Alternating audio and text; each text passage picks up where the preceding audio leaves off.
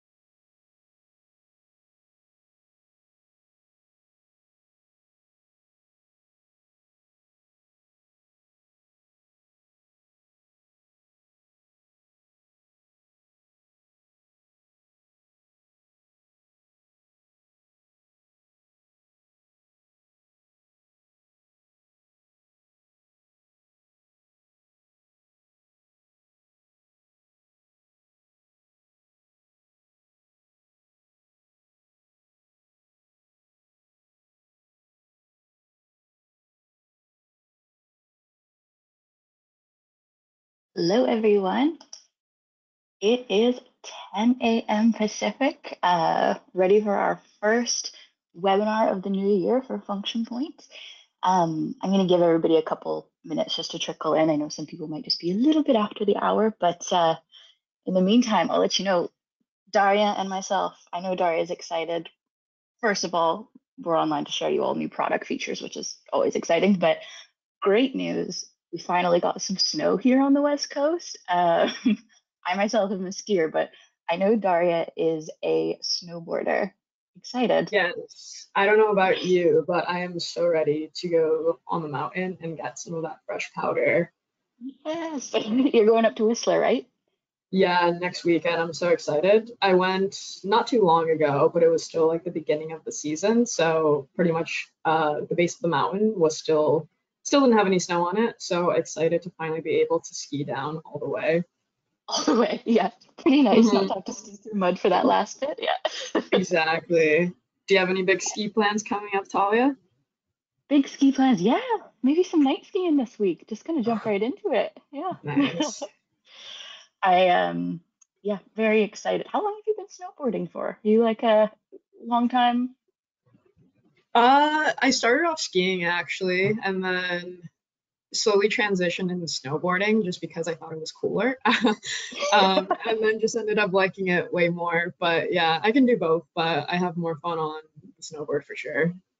Oh, I'm so jealous. I'm so jealous. I love skiing. I tried learning to snowboard last year, and I have to say it made me wonder. I'm like, how old is too old to learn snowboarding? Because there was a lot of falling down. I was like, this feels like it was a struggle to learn. So I'm sticking with the skiing because I just love it so Fair much. enough.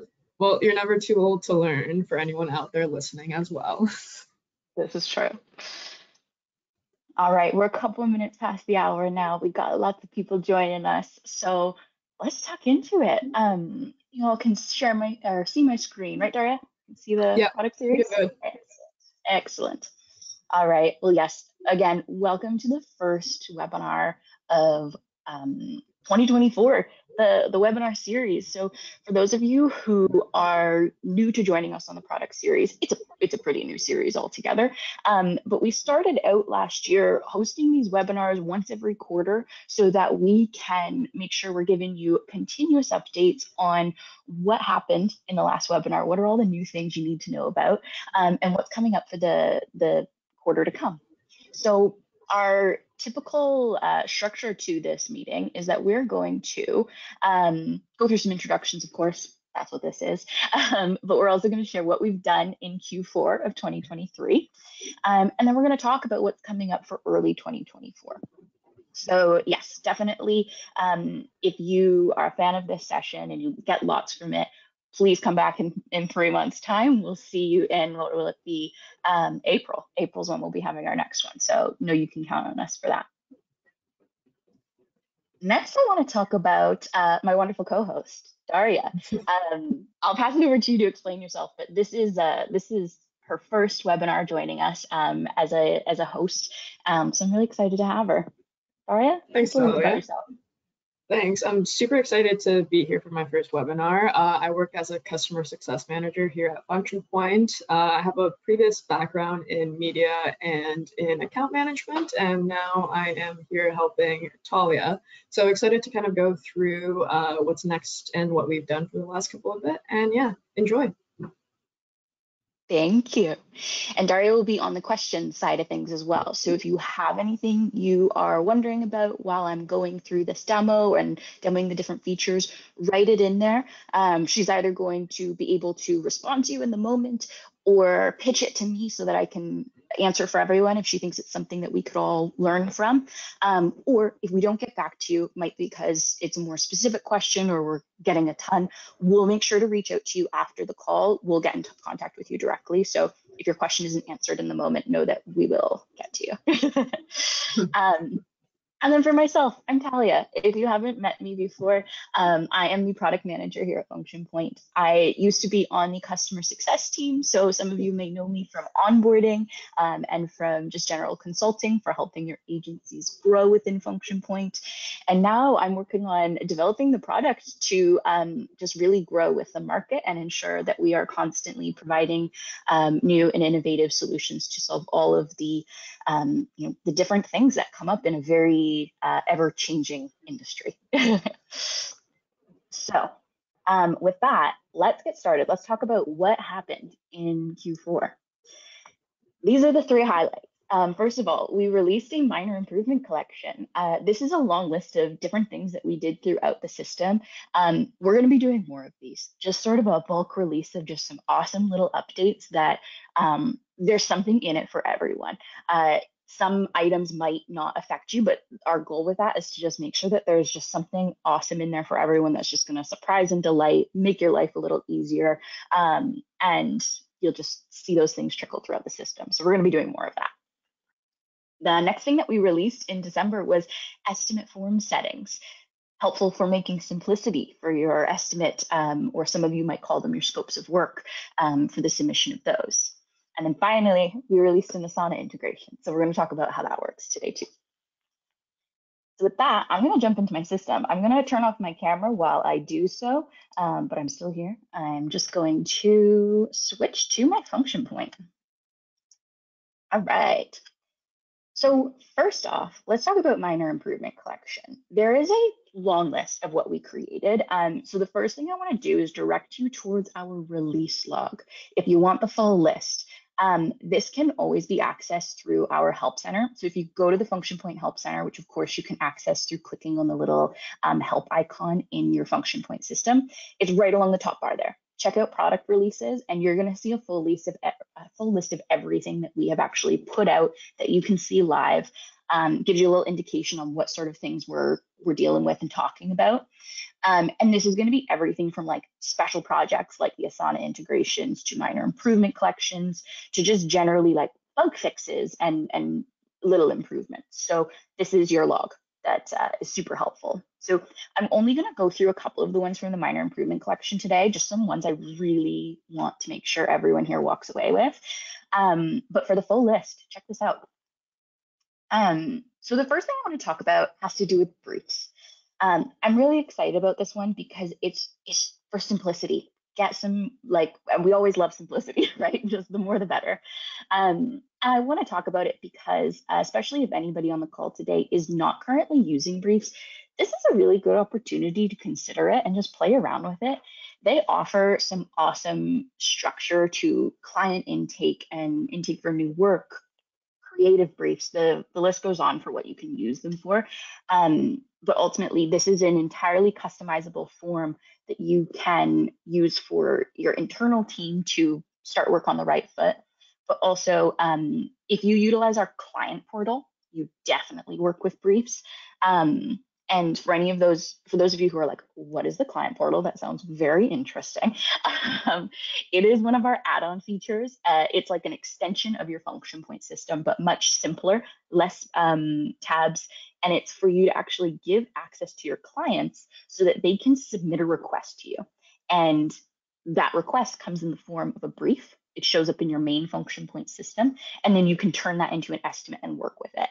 And on the flip side, as that work goes through your workflow and its journey to getting completed, your client can like keep tabs on it in the client portal and see how it's progressing and communicate with you. So it's super cool. If you haven't sort of explored that and you're looking for this nice like CRM tool, definitely give us a shout, your CSM or support, and we can totally give you a demo. I'm going to show you briefs today and the cool new feature that we implemented there. I'm going to use like an intake form. I'm just going to call this like cool new company intake. I select my job type, which is the brief type.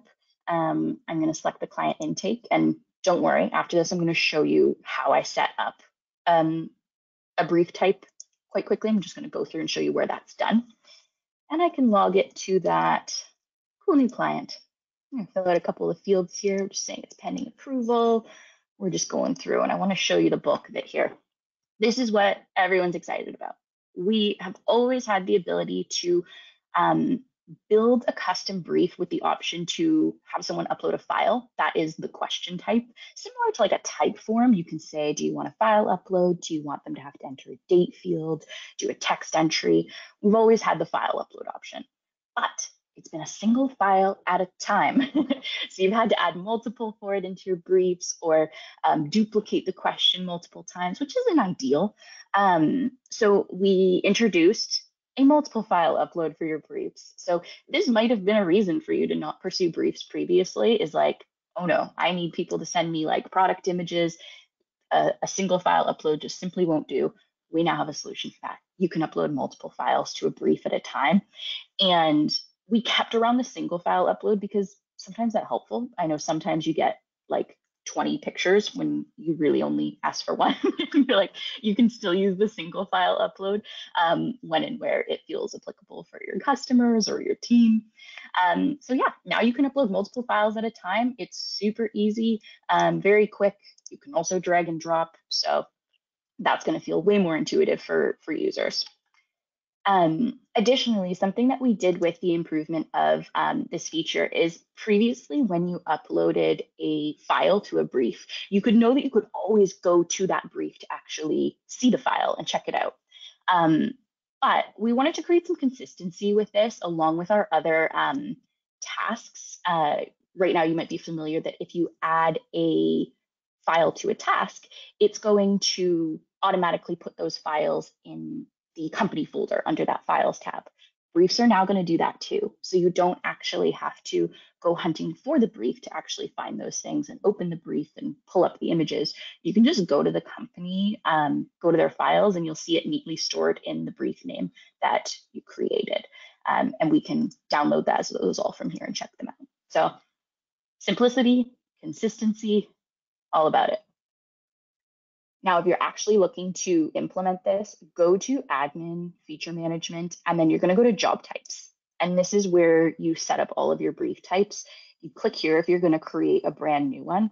I'm going to go into that client intake just to show you what this looks like in the form of, adding it to your brief. So when I click Next, Customize Page 1, this is the list of all of the questions that are appearing on it, and that's my multi-file upload. If I'm adding this to a brief, you can see here it gives me that multi-file one, but it also gives me the single one still, and you can click and add those as needed. I know a few customers who I'm in contact with are switching out their briefs, with the start of the new year, giving them a fresh little update and switching out those single file uploads for the multi ones just to make everybody's life a little bit easier. And that is the first one, that's briefs. I wanted to go over another little helpful minor improvement that we just released, and it has to do with setting up new staff. Ultimately, we didn't add any new pages to this, but we're taking you on a tour now when you go to set up a new staff. The reason being is that there's a lot of features within Function Point and reporting capabilities and that are really predicated on setting that staff up to the best of your ability right from the start. And so we're taking you on a tour throughout the system now to make sure that it does get set up correctly. And these pages are going to automatically load in a nice little order to help make sure you don't forget anything when setting up someone brand new. So I went to the admin panel here, and then of course to rate and staff management, staff rates and permissions. Now I'm on this staff list. I'm going to add a brand new person here. I'm going to say, yes, this is going to be, making up a name, Catbird. And I'm not going to give them an email. You would give them an email, but this is just an example, of course. And so I'm adding a new staff into the system. At this point, they've effectively been saved. This page, you're probably very familiar with. If you set up a new staff, you're going to want to make sure to assign them to a role. You're going to want to make sure to give them a group if that's something that your team uses. Two fields, though, that I see some people forget, and I just want to like really call them out, because whenever I see it, whenever it comes up, it's because I'm talking to a team that is super excited to pull some cool reports, and then it's like, oh no, we never filled in this field. It's easy to fill in both of them, but like if you can get it from the get-go, all the better. And when it comes time to report, you're not going around doing all this data management. No one wants to do that. Hourly cost. If your team tracks hourly cost, put it in here. It means that for every hour that that team actually tracks, we're going to use this as the internal cost to you, the agency, so that we can better measure profit and report on profitability. For anyone who's worried about permissions and people being able to see this, we do have a permission setting to make sure that no staff costs are visible. So you can make sure you turn that off for people who don't need to see it. But also, I have a lot of people do blended rates in here, just so that we can get something in for profitability to really get a more accurate gauge of how we're doing. So I'm just going to type in 50 for that. And then the billable hours target percentage. This is a really great one as well. You might be thinking, I don't need to worry about this field if I'm having someone come in to do like admin. None of their time is billable. That is all the more reason to set this to like 0, for example, because if you're reporting on agency utilization, which is something you can do from your dashboard and function point, we don't want this person's non-billable time to count negatively towards our agency's utilization, especially when that's intentional. Otherwise, if this is somebody that you want to have time tracking towards billable jobs, we can enter in something like 80%, and that's going to be very effective in our reporting to make sure we're measuring it against the right benchmark and goal. So after that, when we click submit, it's going to automatically take us to staff permissions. We want to make sure, obviously, that when you give this login to someone, they can go in and see all they need to see. This isn't anything necessarily new, but I wanted to point out here that you saw me add a role on the previous page. We said that Catbird was an account executive. These don't have to exist on a one-to-one basis. We see people create permission sets and they totally match, and then they need to sort of have like a second account executive type because maybe this one's a little bit different than the previous. Know that your permission sets, and we'll talk about alert sets in the future, don't need to match, but just really helpful for getting things going on the right foot and pre-filling all of those content. Next up is the new piece in this journey. We're now taking you, we're taking you to the staff rates page, which means that we want you to be able to actually set up Catbird in this case with their own unique staff rates, should that be something that your team does. Now, if you use role rates exclusively or service rates exclusively, you can just save and click past this page. It's not really necessary for you, but it's really inconvenient if we forget this step and you do use staff rates. They spend a couple weeks in the system, they track time, and it's all just like not what it should be. This definitely makes sure it gets started on the right foot, and the finance team doesn't encounter all these problems when it comes time to bill at the end of the month and your actuals aren't quite what they should be. So I might say, Catbird is awesome. I'm going to, make her a 120 rate for everything, or I could say certain items are still 100, whatever the need may be there. If you are curious to learn more about staff rates, because they're a really awesome way of getting more specific about billing out time or tracking the value of someone's time, please reach out to us. There's so much we can, take you through and teach you about implementing staff rates for your team. The next page takes you to setting up alerts, which I know some people are like, I don't want a million alerts. That's exactly why you need to set them up to make sure that it gets started on the right foot, that no one's going in there getting frustrated and just clicking on for everything and then being like, that was way too much, or the inverse, turning them all off. And then we totally miss out on the benefits of alerts within function point and the way that that is supposed to create and continue momentum in a workflow of making sure people get the right information. And like permission sets, we can apply an alert set. So you see here I have like account executive plus. Maybe we know that Catbird needs to be a little bit more in the know. It pre-fills it. And then the last step, when we click submit here, the last step on our journey is the work calendar. Now, this is one that I oftentimes see people don't submit, and it gets time to actually report, and then this thing hasn't been filled out quite yet. So when we go to it, I'm sorry, it's just having trouble loading here. A moment.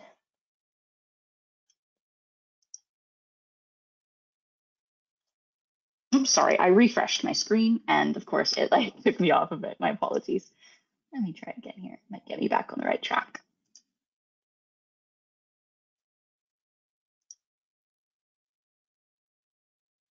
There it is. Okay, sorry about that. I had refreshed or I did something there and took me off the right tour, but it's back on. So it now takes me to the work calendar. Some of you are probably well familiar with this, and others might be seeing it for the first time. This is a really important piece to accurately tracking capacity in function point. We want to make sure that your team has the right capacity to inform their work planning view. So when you're actually checking out the work planning view here, I'm just going to open it briefly in another tab. When you look at all of these numbers here, the like out of eight, and this time off marked here to show that Jenny does not have capacity on Friday to take anything on, that is all set up in the work calendar. So we want to get it going right from the start. We want to say, absolutely, Kat works 8 hours, but works a half day on Friday. So that gets put right up here. We just put 4 on Fridays.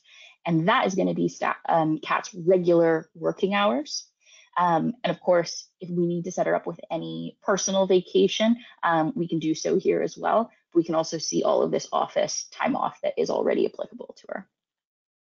And whenever someone calls and they're curious about, I really want to use capacity planning in function point, like we need to figure out our resourcing, our staff are maybe like saying they're overloaded and we need to prove this. We need to look into the numbers on it. This is the first thing that we want to make sure is in order. So it's always helpful just to get it started for a staff right from the get-go. Okay. So that is a little bit about the minor improvements that we came out with. I want to take a little pause here before I start talking about estimate form settings. Daria, any questions that you think I can answer for the group?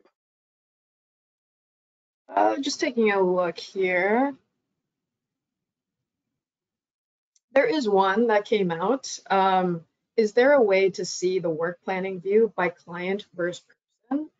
It's been difficult to utilize during weekly production, going person by person per task. Awesome. Really good question. The question has to do with the work planning view and being able to, right now we can see it by role and we can see it by individual. And the question was about, can we like actually flip this so that it is, this is our cool new client agency. This is, client number 1, client number 2, and seeing how people are actually allocated to our customers. And I would assume naturally with that, we want to see jobs underneath it or projects potentially. The answer is currently at present, no, we can't restructure the work planning view like that. You can filter by company, but we aren't doing a major restructuring of this just at the moment. We're going to talk about it a little bit later. We have some really cool work planning view improvements that are going to be coming out in February. I'll be getting to those in a moment, but then later in the year of 2024, we're actually going to be looking on restructuring this page to offer you multiple levels of hierarchy. So please, everyone know that is something that is very high on our radar when we do sort of redo the UI for this board, which is something that we're embarking on right now, actually. You will very soon into 2024 see our new UI, and we're starting with all of our project management features. We're essentially rebuilding like a lot of pages, and you're going to see that trickle throughout the system, and work planning view is going to be one of the ones on the list for later next year. later this year. It already is 2024. Sorry. Yeah, awesome. So with that, I want to talk about estimate form settings. We're talking simplicity. That's what we were talking about before. It's what we're going to keep talking about.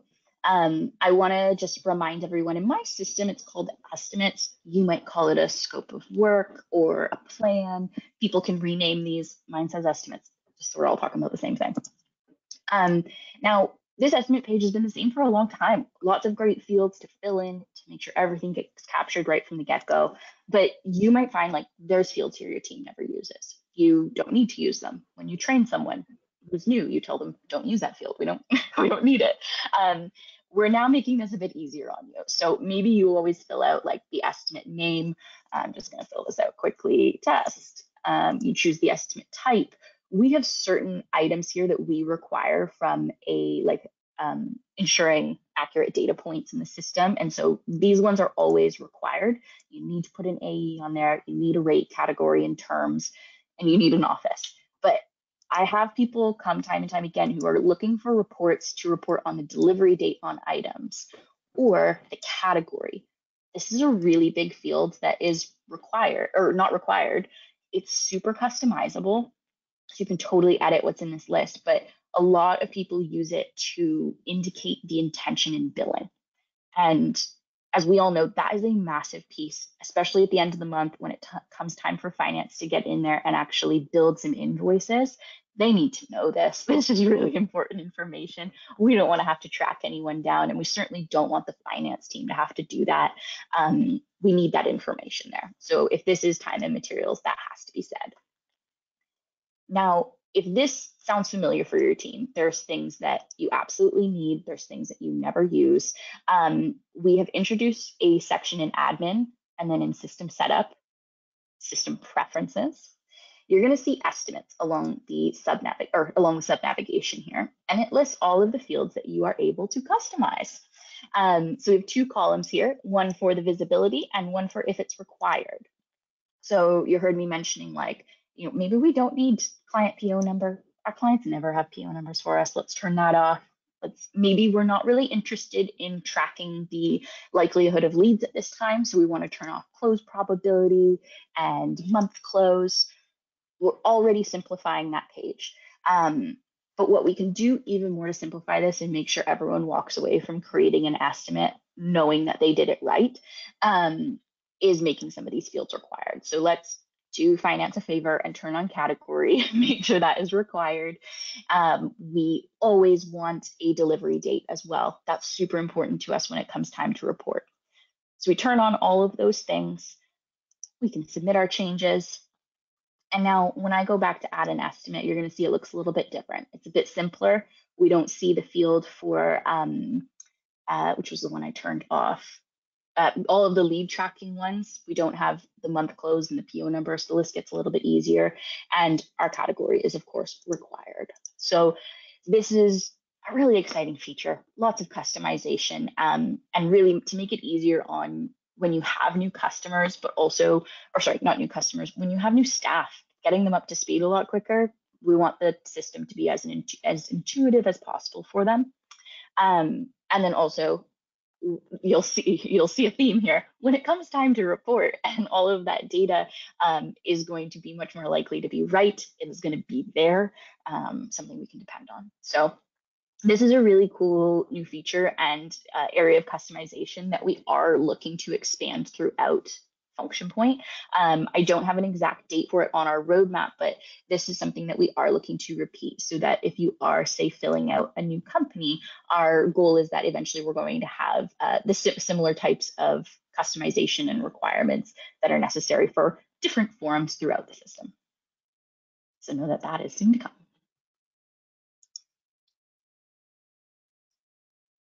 I'll take another pause. Daria, any questions about estimate form settings? No, I think we're good to go. Good to go. Awesome. Okay, cool. Well, that means that we get to talk about the big one for 2023 Q4, which is the Asana integration. I'm going to pull this up in my PowerPoint here because we're going to talk through what it does. So first of all, why did we build an Asana integration? We do project management. The thing is like, we love project managers. They are at the root of so much that happens within Function Point. And project managers love options. So we want to give them those options. And this is happening alongside some major initiatives this year for us to be redesigning some of our project management pages and introducing some really cool features for project management. So please know, like, it's absolutely not a this or that type situation. We just want to give people options. And we know that, especially for those who are going through onboarding, this can be a major piece in helping to ease the transition into Function Point, because it is such a all-in-one tool, and it's really essential for all teams to be on board and have that data put into Function Point. It might be a little bit hard for sometimes some of your teams to make that transition at the same time as, say, your finance team and your account executives. So it means that maybe they could hang out in Asana a little bit longer and make that transition maybe a little bit more slowly to Function Point, while ensuring that all of the data that needs to be in Function Point still happens. So this is a little overview of an example of a workflow that the integration was built and intended for. A job is created in Function Point. So as soon as you actually turn that estimate into a job, you click that Add Job button, it creates a project in Asana with the same name, the same job description. And if you were to make updates to either those names or the descriptions in either system, they will speak to one another. Then your project managers can go into Asana. They can build all of their tasks out. They can make a great schedule. And all of those tasks are immediately going to be sent into Function Point. And I say immediately, it's really quick. You don't have to click like a sync button. You don't have to request all of that information. It's over there pretty much within a few seconds.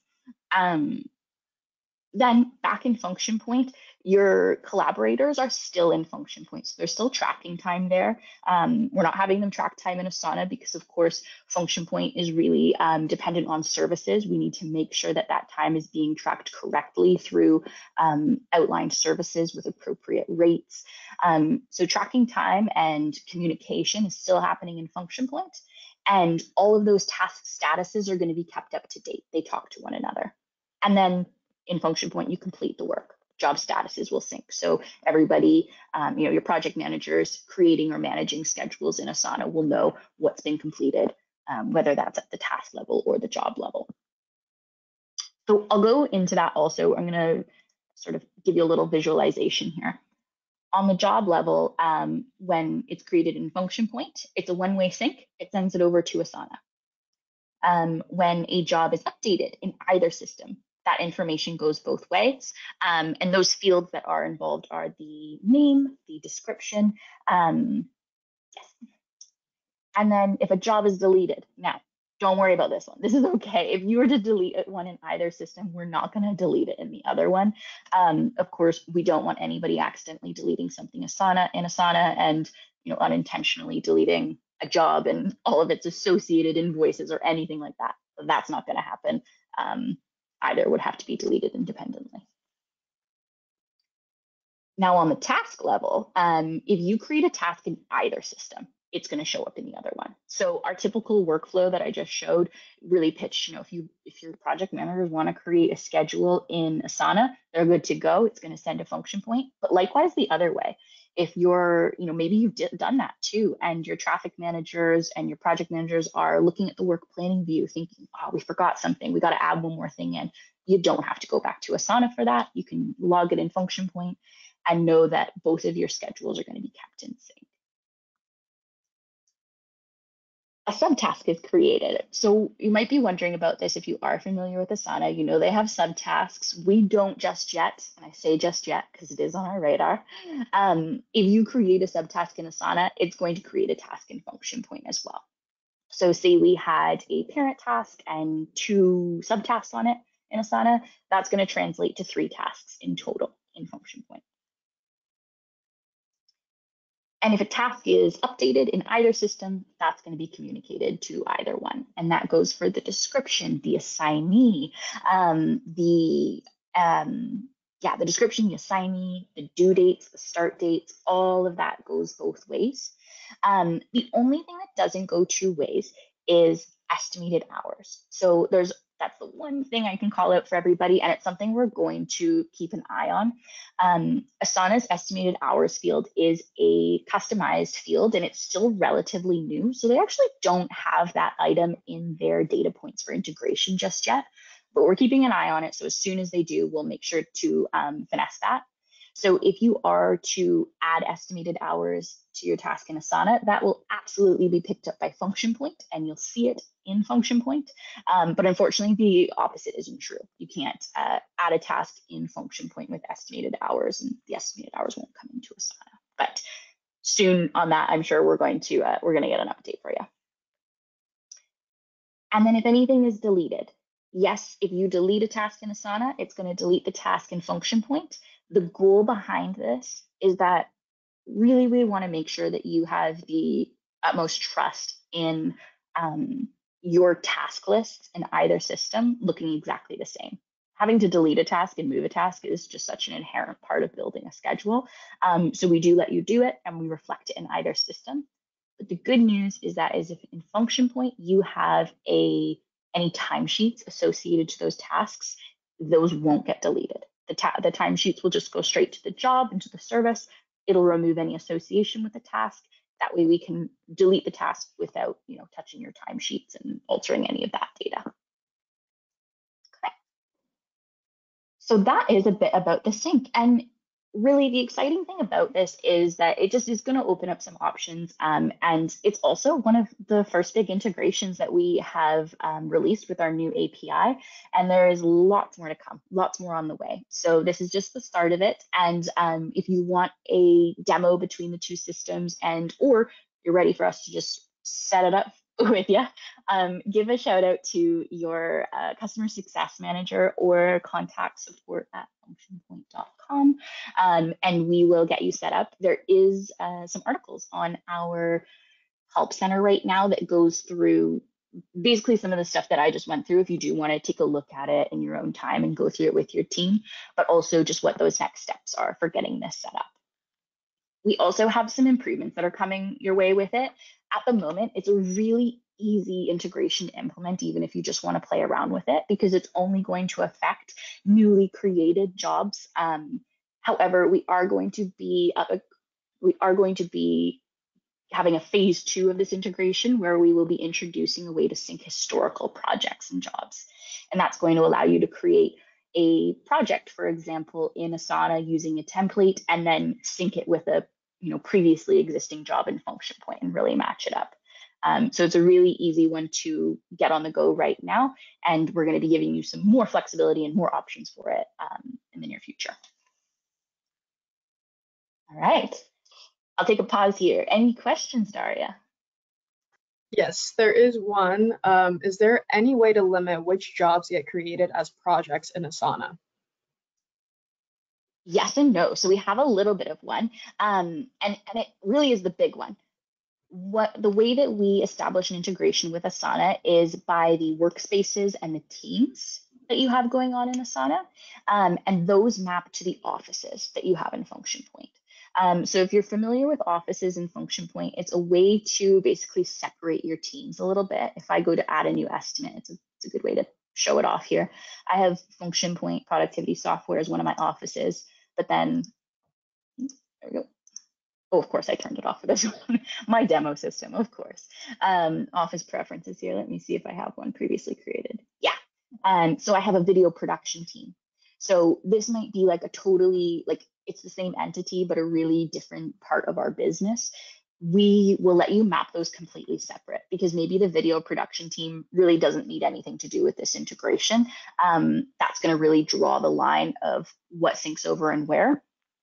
If you do want to choose independently, say you make that that integration with just your regular function point office, and you want to choose on a job by job basis what goes over, that isn't possible at the moment, but that's going to be part of our second phase improvements to this integration. So soon to come, you'll be able to start and stop syncs.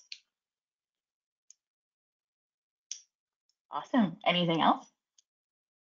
I think there is some clarifying questions to ask. I see a lot of people asking, do we need both Asana and Function Point, or are they two separate programs? So maybe, Atalia, if you want to elaborate a little bit more, and in terms of pricing, how that will pan out.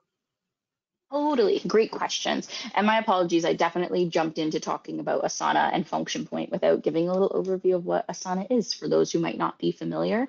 Asana is another project management tool, and some people oftentimes are moving into Function Point from Asana. They're definitely one of the systems that do like project creation and schedule creation and lots of the things that we do. But because we're an all-in-one tool, we, do your invoices and your estimates and all of that good stuff. So it is an entirely separate software, and it's in no way like associated with Function Point. They're a completely separate tool, but we're just offering this integration so that teams who are really used to working in Asana can sort of have the best of both worlds. And then in terms of pricing, that's the best bit. No cost for this integration. We know that if you are to use like the enterprise level of Asana, whether it's enterprise or drawing a blank on what their second, they have two paid tiers basically, which as long as you're on one of their paid tiers of Asana, you'll have all of the access and ability to do this integration. We know you have to pay for that integration and you have to pay for Function Point. So there's no cost for the actually doing the integration because you would have to pay for both tools independently. So yeah, no cost there. Anything else? Great. No, that's about it. Thanks, Talia. Cool, cool. And yeah, I know as some of this information sinks in, you start thinking about it, more questions might come up, definitely as you maybe talk about it with your teams. Give us a shout, again, support@functionpoint.com or your dedicated CSM, and we can give you a demo. We can give you answer all the more specific questions, definitely as they relate to your individual teams. Yeah. So with that, let's talk about what's to come. Now, what's next? Lots of good things on this list here. We're going to do another minor improvement collection for January. So I can't give away all of the little things that are included right now, but I can definitely say again, there's going to be something in it for everyone. We are looking at a number of items that have to do with controlling estimate settings, invoice settings, and their relating printouts. There's a few fun things that have to do with just some minor improvements in that area. So definitely stay tuned. And then within February, we have a lot coming out with the work planning view. The first one is we are introducing a way to front load your work planning view. Some of you might be like cheering right now because it's super exciting. You know exactly what I'm talking about. Others might be, curious, want to know more. What I mean by front loading is right now when you are on our work planning view, an individual task, the time associated to it is divided equally amongst the days that it's assigned. Say we have a task that spans 5 days, it's 10 hours, that's 2 hours every day. And we know that the person we assign to it isn't going to work on it for 2 hours every day. They're going to, work on it as long as they can and do the rest of it the next day, for example. What front loading is going to do is it's actually going to look at all of those tasks that show up on the work planning view, and it's going to prioritize them based on their due date and the priority that you assign to them to indicate to make sure that we fill up people's capacity as efficiently as possible, and then show all the time that's remaining basically at the end of the week. And that's going to really help to show you the gaps where you can possibly allocate more work, but also where things definitely are too crunched for time. And with that, we are introducing a brand new UI element that's going to help users, especially your designers and copywriters, your collaborators, go in and see how they should or could potentially work on those tasks in the best order. So the logic that we implement for organizing those tasks is going to be really clearly visible and say, you should probably work on this one first, and then this one after. Really exciting. To help with this as well and to really round out some of the work planning view features, the new ones, we're going to be introducing more filters. So you'll be able to get any non-billable jobs off of the work planning view, filter those out. You'll be able to filter out different bars that come from estimates, maybe estimates in different settings you want to take off of the work planning view. Which also, sorry, it was leading me into my next one, but I want to say one more thing about this one is the other thing it's going to do is we're going to save your filters. So when you actually implement a filter and you set a preference, you go away from the work planning view and you come back, it's going to remember it. You don't have to set those filters up all over again, which I know is going to be a nice little time saver for a lot of people. And then also in February, we're introducing forecasting estimated services. This one's going to be a game changer because you are no longer going to have to create a task to see how time that you're estimating is showing up, is going to fit into your capacity planning. I know a lot of people have spoken about, like, I don't really want to create a schedule for something that isn't a sure thing yet. And that is no problem.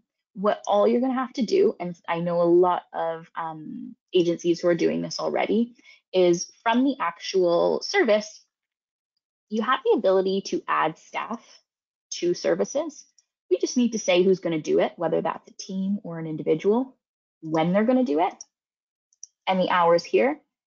And right from the estimate, it takes all that information. It's going to then put it onto your work planning view as an estimated service bar so that you can accurately plan capacity and forecast before a schedule even exists on a job.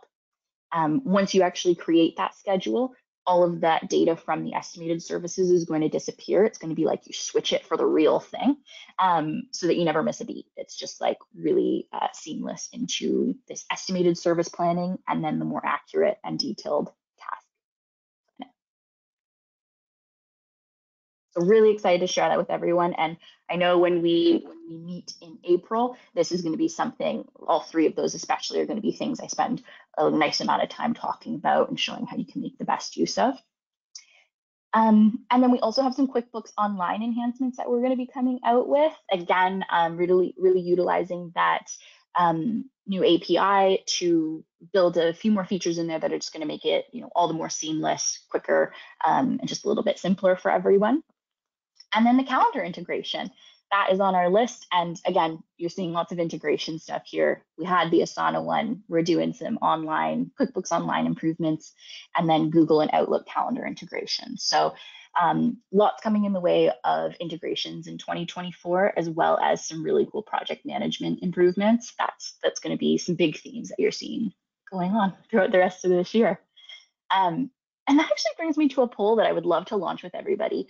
You're going to see, Daria's going to click it here, it's going to show up on your screen, but after the QuickBooks Online enhancements and the calendar integrations, we have no shortage of awesome items on our list and ones to tackle to build more integrations. We have gotten so much awesome feedback and requests for different integrations to build, but I'm really curious to hear where your priority is. We have a number of options there, like, are you really needing a different accounting integration? Like, you want something with Sage or Xero, or is it a media planning tool that's going to help your team the most, or communication? So ultimately, it's going to be a long list of integrations we want to build just to make your life even easier, get the best of all of your tools, and make sure it's all seamless. But yeah, we just want to hear where your priorities are at and what we should put next on the list. Let me see here.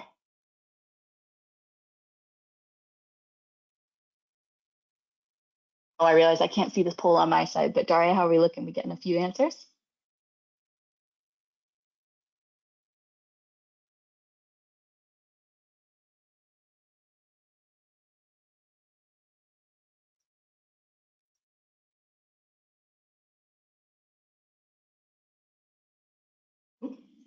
Daria, We're about halfway there. Yeah, we're about halfway there. Oh, cool. What are we seeing coming in? Communication is taking the lead with Slack. In second place, we have media planning. Third is CRM, and then accounting is at 4%. Nice. Okay, cool. I'm glad to hear about that communication one. We're definitely already scoping a Slack integration, and likewise a Microsoft Teams integration. So it's glad to hear that's really resonating for everybody. Yeah. Awesome. Well, yeah, keep those coming in just from the next couple of minutes. But yeah, I just wanted to end by saying thank you all very much for joining. I know a couple people were definitely on the last one and we're like, we're coming to the next one. This is going to be a regular thing. We're joining the series. I would love to see you all back here in April. I really look forward to sharing all of the improvements, getting your feedback on ways that we can push them even further. And I always walk away from these calls with, a couple questions from the audience that prompt further investigation and further scoping, and really help me to prioritize what comes next on our roadmap. So I appreciate all of your questions, your attendance, and give me a shout if you have any ideas or further questions. We'll make sure everybody gets the recording of this session emailed out to them so you can check back on it, and a couple of the helpful links that we talked about. But otherwise, I'll let y'all go. Thank you so much, and I hope you all have a great day.